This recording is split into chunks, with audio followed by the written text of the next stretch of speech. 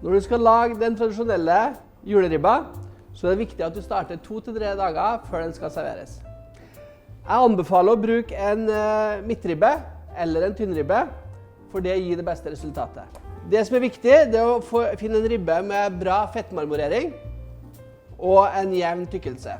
Det er veldig viktig at beina på baksida er kuttet over, ellers så blir det veldig vanskelig å skjære ribba i fine stykker når den skal serveres.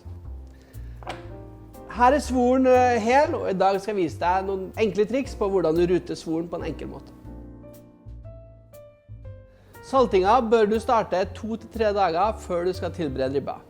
Da bruker vi grovsalt, og så drysser vi på godt med grovsalt, passer på at vi kommer godt ned langs beina.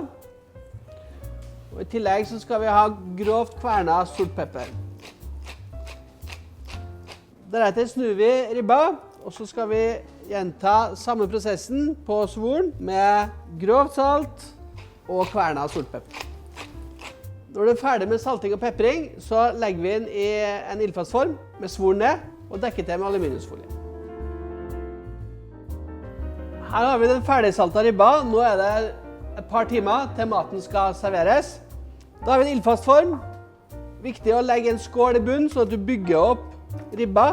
Og det er for å få fettet til å renne ned fra svoren og ned i forma. Og det er viktig for å få den sprø, fine svoren.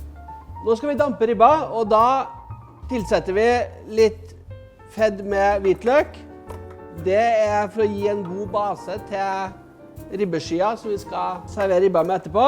Og her er det også fint med litt løk, for det er med å gi en god sødme. Deretter så heller vi på rikelig med vann. Og dekker til ribba med aluminiumsfolie. Sånn, og så setter vi ribba i ovn på 220 grader, og den skal dampes i 3 kvarter. På grunn av dampinga nå, så har svoren blitt helt myk, og da er det veldig enkelt å snitte svoren etterpå. Viktig at man ikke skjærer ut av for små, gjerne rundt 1 centimeter.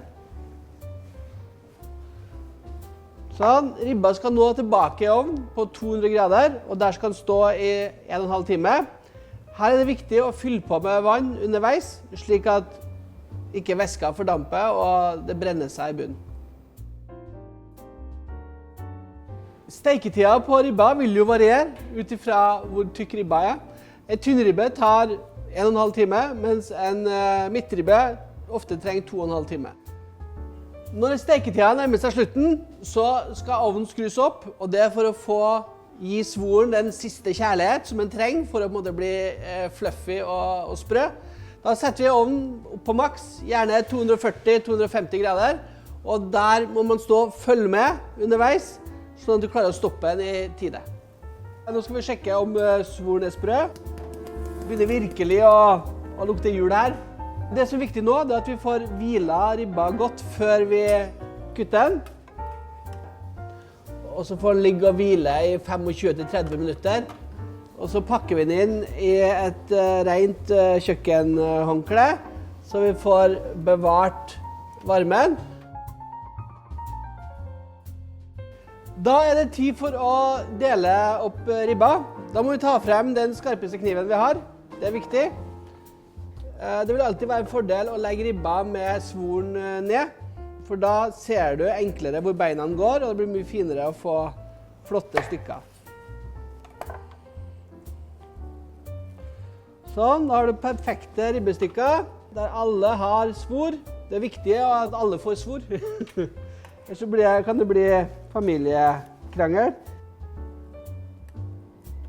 Ribbeskia som kronen på verket. Sånn. Da er ribbemiddagen servert. Håper det smaker.